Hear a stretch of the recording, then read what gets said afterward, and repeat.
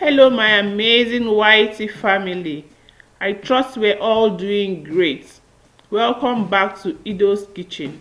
Today I'll be sharing a simple and easy coconut rice recipe paired with an oven grilled spicy coconut chicken. Do not click away, stay with me, let's cook together.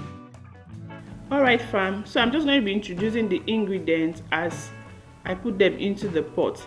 Already I have the pot on the fire, the gas is on. Now in the pot I have butter, so we're just going to allow it melt and then we can add other ingredients to it. Why I am using butter is because the coconut milk itself has a lot of oil in it, so butter is preferred if you want to fry your onions and all rather than use vegetable oil, if you get what I mean.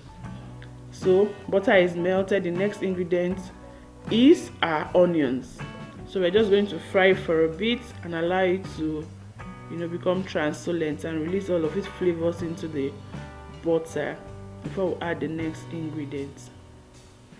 I want to use this opportunity to say thank you so much to all of my amazing Whitey family who have been supportive, watching my videos. I appreciate every single one of you. Thank you for being there. And if you're new, do not forget to click the subscribe button, turn on the notification bell to all so you get notified whenever I upload a video. Next goes in our minced ginger and garlic.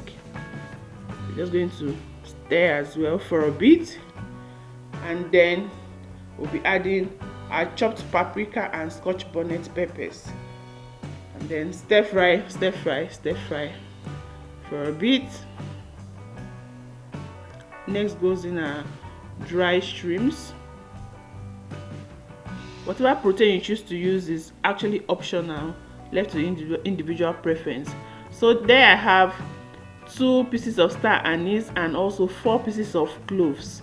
I'm using them in whole because I'll take it out at the end, but you can actually use the grounded one if that is what you have. But be very careful because it has a very powerful taste, so it's not overpowering. Do not use so much. So next in the pot I just added rice, which I have washed very well. I washed it until the water ran clear, so I've added that to the pot at this point. And then we added our smoked fish, washed and deboned, our stockfish, washed, boiled until soft and deboned, and then our coconut milk is now going in. I'll just mix. It needs a little more water, so I'm adding my chicken stock just a little above the rice, and then we are going to be adding salt and just a cube of seasoning, because we have a lot of proteins. Crayfish, stockfish and all will give more sweetness to the coconut rice, so I'm using just 1 cube of seasoning, and also crayfish, grounded crayfish, a tablespoon of it. Just stirring to ensure that everything is well incorporated, and then we are going to cover, cook and come back in the next 15 to 18 minutes. Actually came back to it at about 20 minutes. 20 minutes, and then this is what it looks like. It's almost done. It's almost done, looking yummy. We'll have a little bit of water in. I just tested. That's me testing to see that salt and seasoning was okay, and then it was fine. I didn't need to add any other thing.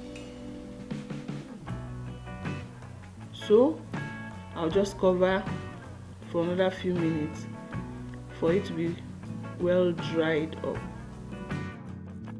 So we're back to our coconut rice. Just after 5 minutes of cooking on low steam, it is ready.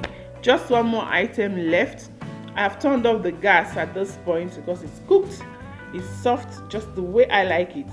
I'm adding basil leaves. I do not have curry leaf, which should have been my first option, but this will do just fine. Time for us to go to the dining table, which is already set with our cutleries. This is looking yummy and smells so good. Guys, I paired it with coconut spicy chicken. I have the recipe linked down in the description box if you've not seen the video yet. It's a video before this one actually, and I have some veggies by the side. So come, let's enjoy. If you've watched to this point, thank you for sticking with me. I love you guys. See you in my next video. Bye bye.